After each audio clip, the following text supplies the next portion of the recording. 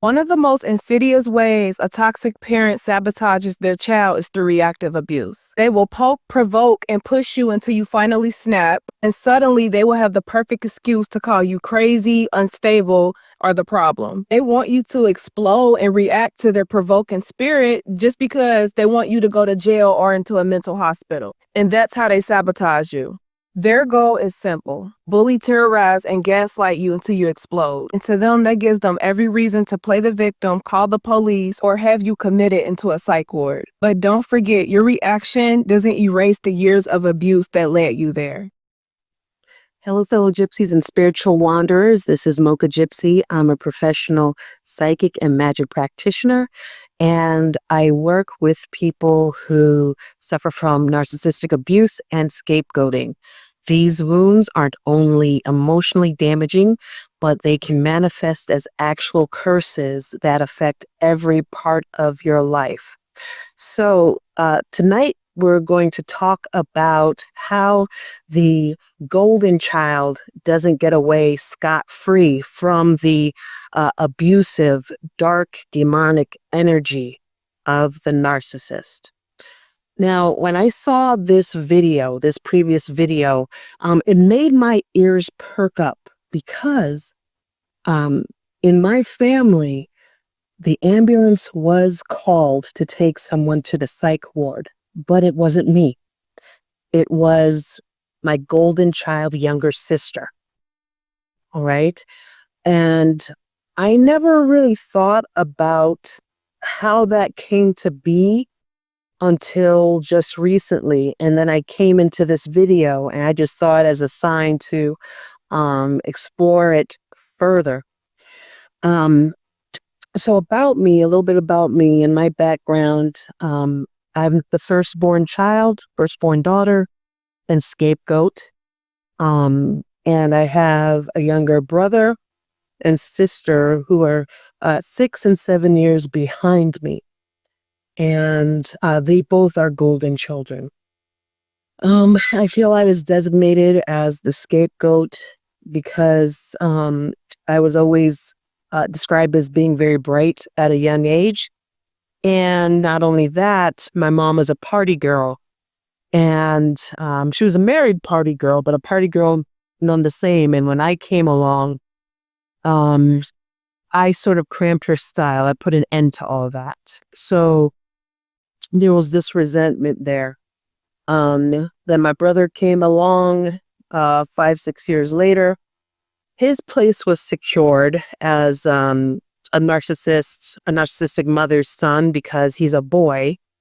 Okay. And then my sister came along right after him, and her space was secured also as a golden child.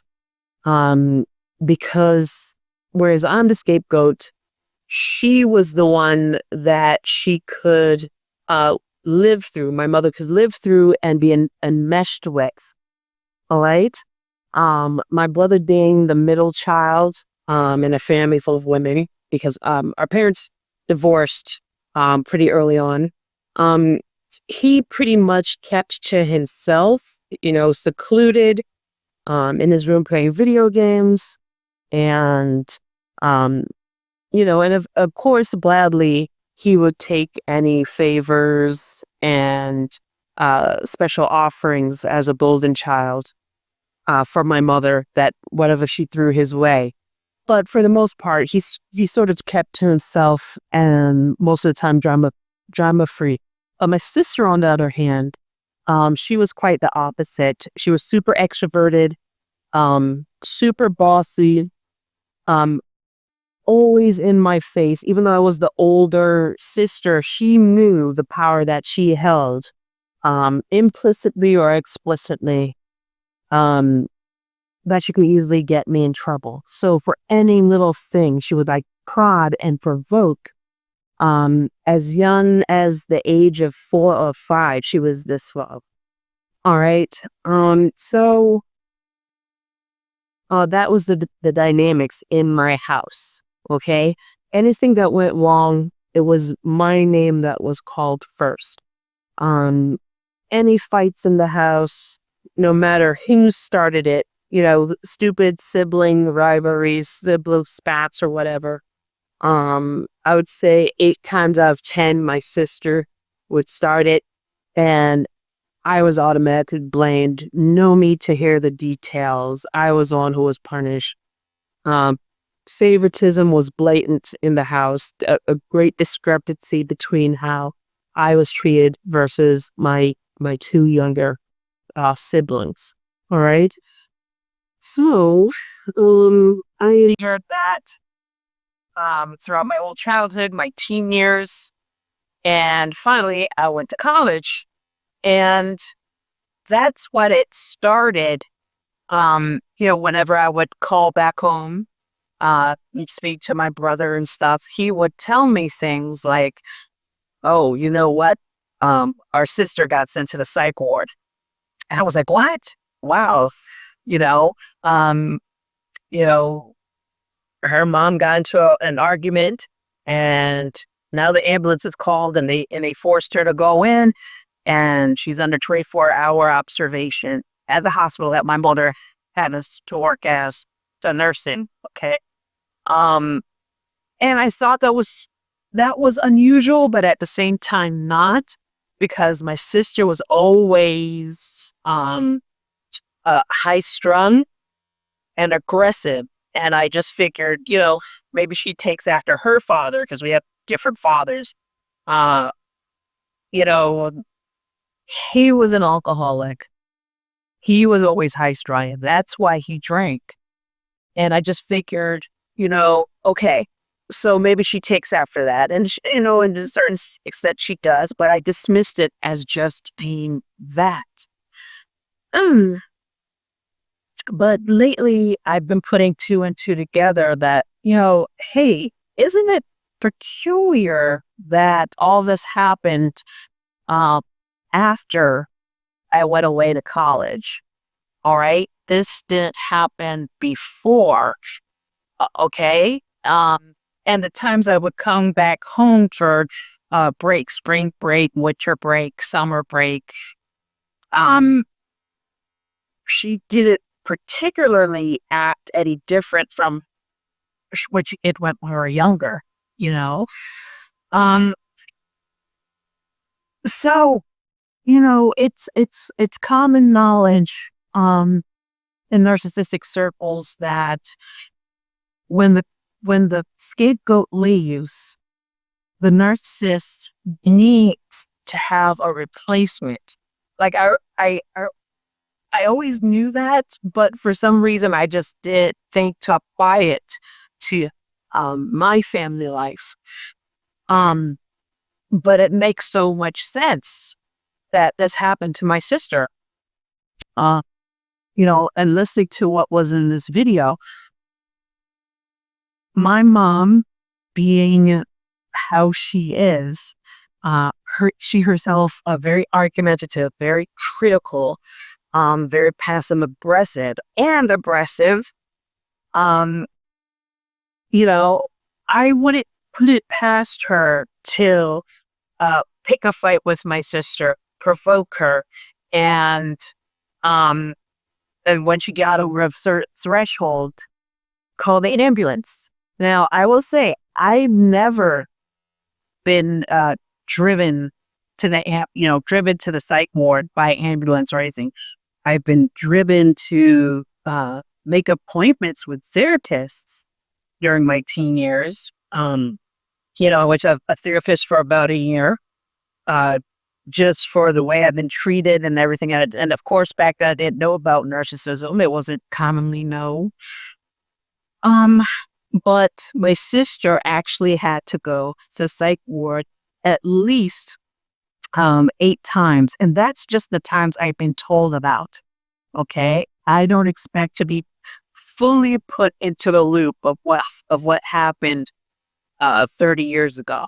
So my feeling is my sister being in such a privileged position in our home that, it was already accepted by her and my brother of their place and status in our home as being above my abode. That's all they knew since they were born. All right. Doesn't matter that I was older.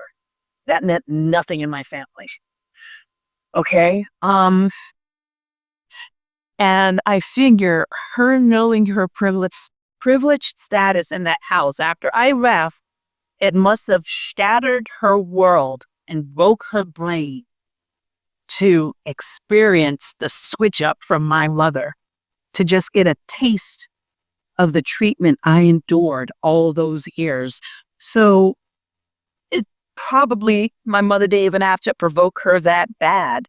Just the treatment alone, the bad treatment alone, the dismissiveness, the criticalness, the verbal abuse was probably enough to send her over the edge. And then my mom, I could see her grabbing that opportunity to step it up a notch and putting her in the psych ward. Okay. So I'm saying all this to say is the golden children, they don't get off easy. Especially when we leave for whatever reason. They're just as much victims, but in different ways. And don't get me wrong, they get perks. Okay. They got a lot of privileges and perks that's just out of the question for a scapegoat.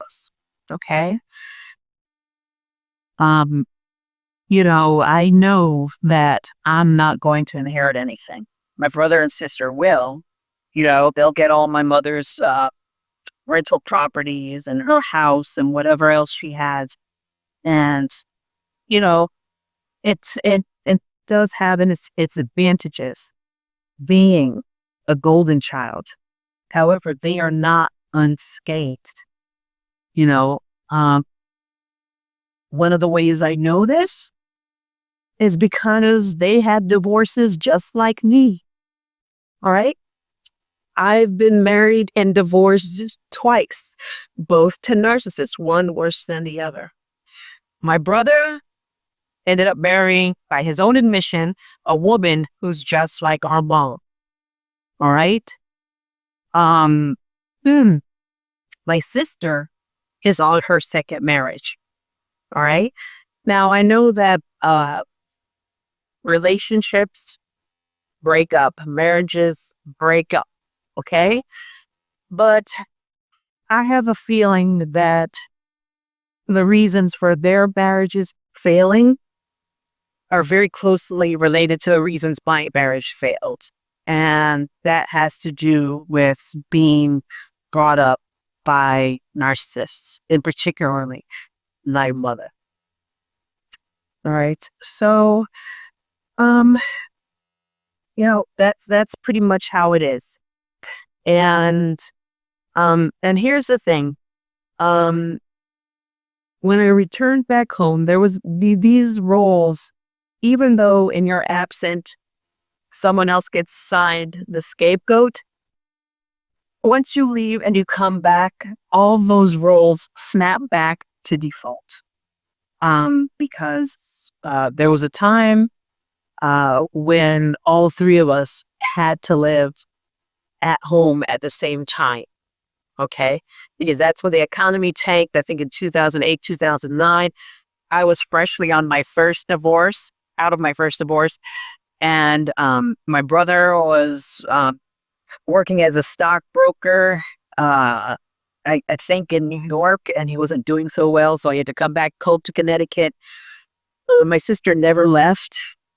Okay. At that point in time, she got to stay home and build wells. It felt funny and didn't have to leave until she got married, and I guess in her late 20s, early 30s. And, that set her really up nice for life, but it's another story altogether. And while we were all under the same roof, I felt that, maybe things would change. We're all mature now. My mom is a little bit older. And again, this was before I knew about narcissism. So I don't know. I just had it in my mind that things would change, and it didn't. I was immediately scapegoated again. My brother and sister, again, favored. Also, my sister in my face all the time, trying to poke and prod for fights. Sometimes I took the bait, sometimes I didn't. And I was like, that's it. Once I got my divorce settlement, I just left. Even though it did serve me economically, because it would have been best if I did stay like my sister and had a chance to build wealth and everything. But it was just too much. It was just too much. The damage to my nervous system couldn't take it. So after I left, I completely cut them all. And about a year later, my sister tried to hover me, message me on Facebook and everything like that. And I just ignored. And chances were she was getting scapegoated. She was crowned again the scapegoat and was trying to get me back in the fold so she could just get that pressure off of her to regaining her status. So, didn't take a bait, left them behind, and, went about my life, found my second husband, the sociopath. But in that process, that's how I started to learn about narcissism. And it wasn't even about him. It was me trying to understand my parents and my upbringing. And I just happened to be with a narcissist in the middle of all that. Very crazy. So, family curses are real, and it's my mission to help others. All right. And these curses have a snowball effect on our lives. Just like with me and my siblings. It influenced who we chose to spend our life with, who we chose to marry. Not the best matches, not often the best people. In my case, especially with my second husband, dangerous people, since he was a sociopath.